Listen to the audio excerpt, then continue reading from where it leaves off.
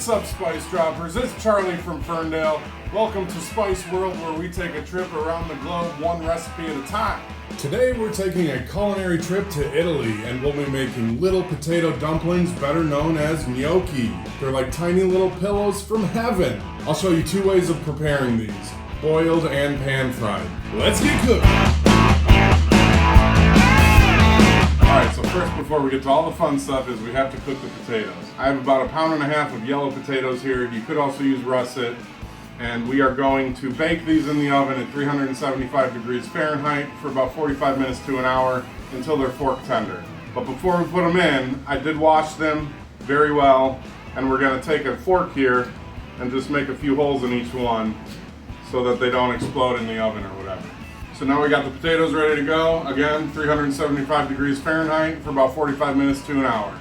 Now that the potatoes are out of the oven, you'll see they're fork tender. And the next step is to poke even more holes throughout to let as much steam out as possible. The reason I bake these instead of boiling them is because moisture is our enemy in this recipe. So poke a bunch of holes to let all that steam and moisture get out of there, and we want them to cool down a little before we handle them anyway.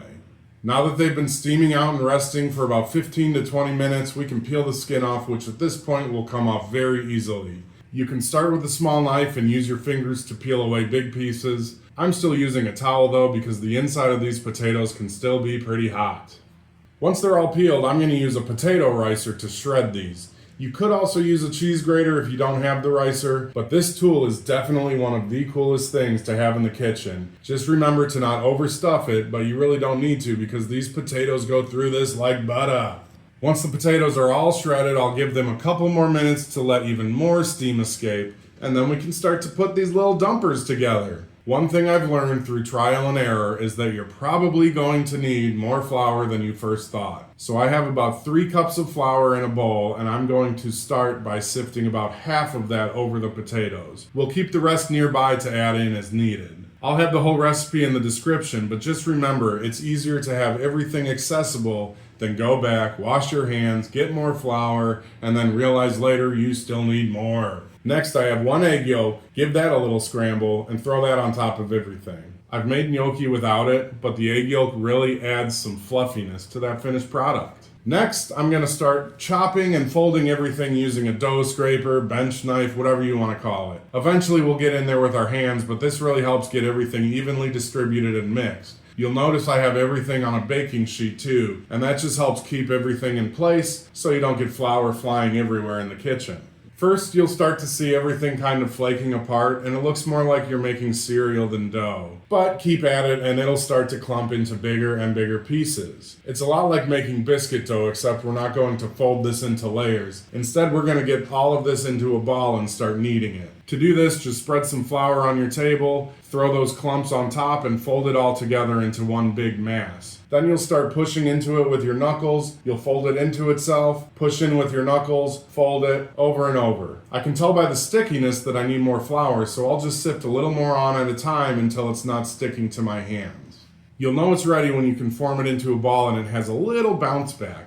And now we're at the fun part. Separate the dough into 4 even pieces, and we'll take the first one of those and start rolling it out into a snake about 1/4 to 1/2 inch thick. The thickness of the gnocchi is completely up to you, but I wouldn't make them too thick or you'll have trouble cooking them. Now that we have our snake, I'm just going to cut it in half and work down from the top, cutting them at about 1/2 inch intervals. And just like that, we have our little gnocchi dumpers. Real quick, you can basically make these into any shape you want. You could roll them into balls or make them into ovals. You can run them over the tines of a fork to give them some texture. But to keep it easy, I usually just keep them in the little rectangles that I cut them into. Now to let them rest, make sure to give them some space on a different plate or a wire rack so that they don't clump together before you start cooking. For the first cooking method, I'm going to do some classic boiled gnocchi. Again, I'm keeping them separated when I drop them into the water, but once they're in that water for a few seconds, they won't clump together. I wouldn't go stirring too vigorously or anything because they are still delicate. And I forgot to salt the water, so I'm going to do that now.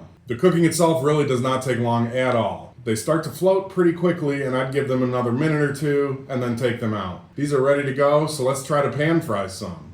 I have some oil heated in a pan, and again, I'm making sure to leave some space between them to cook. Once they're all in, you can cover this with a lid so the bottom will get fried in the oil and the top will get steamed, and you'll end up with a really nice texture, exactly like what you would get with pot stickers. You have that crispy underside, yet the top is still soft and doughy.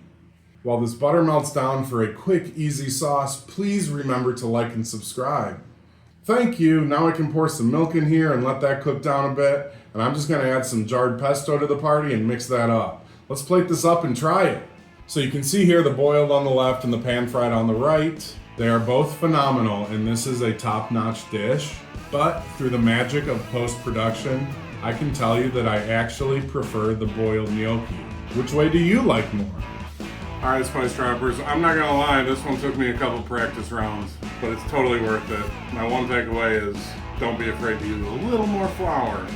First we're gonna try these boiled dumpers. Yeah. They're like little fluffy, spongy balls of heaven. Let's try a fried one. I haven't made these yet, I haven't tried the fried. Oh yeah. Get that little crunchy along with that pillowy. Oh man, they're both good. SpiceDroppers, this is the real deal. And baby, we did it again. Boom! Peace and love. Love you.